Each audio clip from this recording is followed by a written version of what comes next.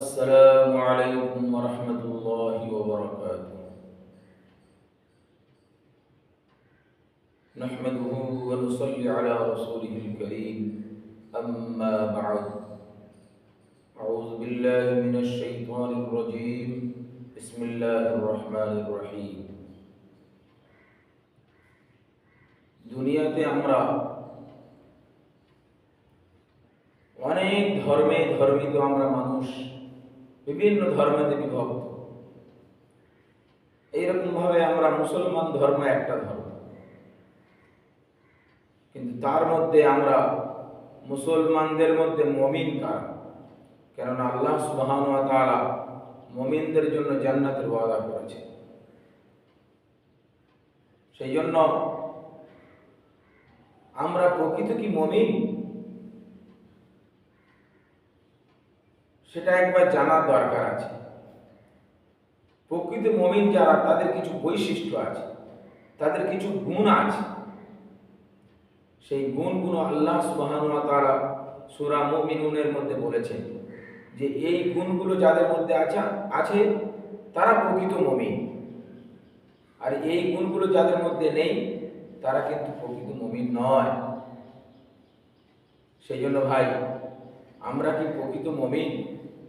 আর যদি না মুমিন মুসলমান না হতে পারি, তাহলে জান্নাতের আশা করা বেকার। কেননা আল্লাহ সুবহানাহু ওয়া তাআলা জান্নাত তো মুমিনদের জন্য রেখেছে। সেই জন্য আসুন আমরা জেনে নিই প্রকৃত মুমিন কারা। প্রকৃত মুমিন আমরা কি? এই জন্য সূরা মুমিনুনের তাফসীর জানলে আমরা বুঝতে পারবো যে আমরা প্রকৃত মুমিন কিনা। আল্লাহ সুবহানাহু ওয়া তাআলা সূরা মুমিনুনে বলছেন, বিসমিল্লাহির রাহমানির রহিম, ক্বাদ আফলাহাল মুমিনুন। সফল ওই সমস্ত মুমিন, কামিয়াব হয়ে গিয়েছে, সফল হয়ে গিয়েছে ওই সমস্ত মুমিন। কারা? তারা কারা? আল্লাযীনা হুম ফী সালাতিহিম খাশিউন। তাদের যে সমস্ত মুমিনরা সফল, তাদের প্রথম গুণ হলো, এক নম্বর গুণ হলো তারা নামাজের মধ্যে বিনয়ী হবে, নামাজের মধ্যে খুশু থাকবে। আজকের আফসোসের বিষয়, আমরা নামাজ পড়ছি, নামাজের মধ্যে আমাদের বিনয়ী নেই। আল্লাহু আকবার বললাম, ব্যাস দুনিয়ার যত রকমের চিন্তা আমাদের মধ্যে এসে ভিড় করে। নামাজের মধ্যে আমাদের ধ্যান থাকে না, আমাদের মধ্যে খুশু থাকে না। দুনিয়ার কাজের ঝামেলায় আমরা রুকু ঠিক মতো করি না, সেজদা ঠিক মতো করি না, সেজদায় থেকে ঠিক মতো না বসে আর একটা সেজদায় চলে যায়, রুকু থেকে ঠিক মতো সোজা হয়ে না দাঁড়িয়ে সেজদায় চলে যায়। এগুলো কিন্তু ভাই ভয়ঙ্কর জিনিস। কেননা রুকু থেকে যদি ঠিক মতো না দাঁড়িয়ে, সোজাভাবে না দাঁড়িয়ে যদি আমরা চলে যাই, তাহলে ওয়াজিব তরক হয়ে যায়।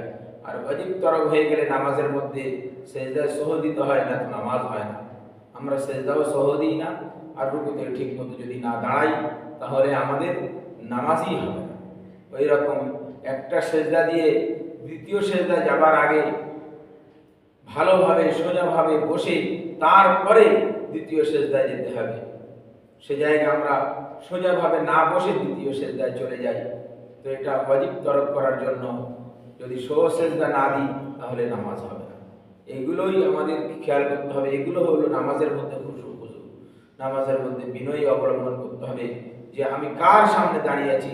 আহকামুল হাকিমের সামনে আমি দাঁড়িয়ে আছি। সেই জন্য ভাই নামাজের মধ্যে বিনয় আনতে হবে। তো মুমিনের প্রথম গুণ হলো নামাজের মধ্যে বিনয় আনা।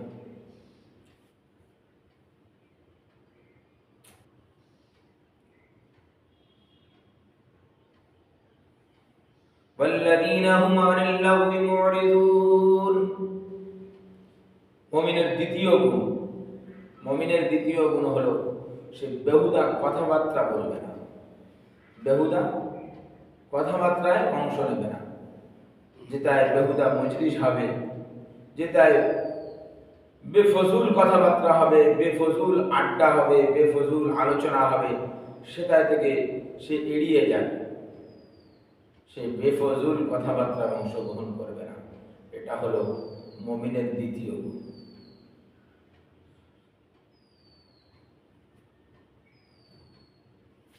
والذين هم لفروجهم حافظون।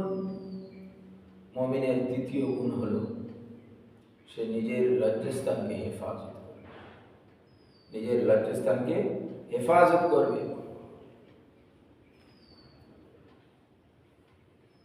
إلا على أزواجهم أو ما ملكت أيمانهم فإنهم غير ملومين فمن ابتغى وراء ذلك فأولئك هم العادون।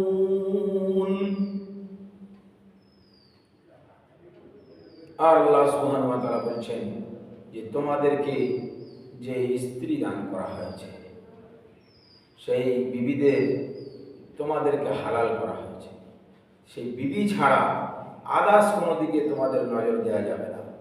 আদার্স যদি তোমরা কোনো দিকে নজর দাও বিবি ছাড়া, তাহলে তোমরা সীমা লঙ্ঘন করবে। এই জন্য বিবি ছাড়া সমস্ত নারী থেকে নিজের লজ্জাস্থানকে হেফাজত করতে হবে। والذين هم لأماناتهم وعهدهم راعون। মুমিনের আরেকটি গুণ হলো যে সে আমানত রক্ষা করবে।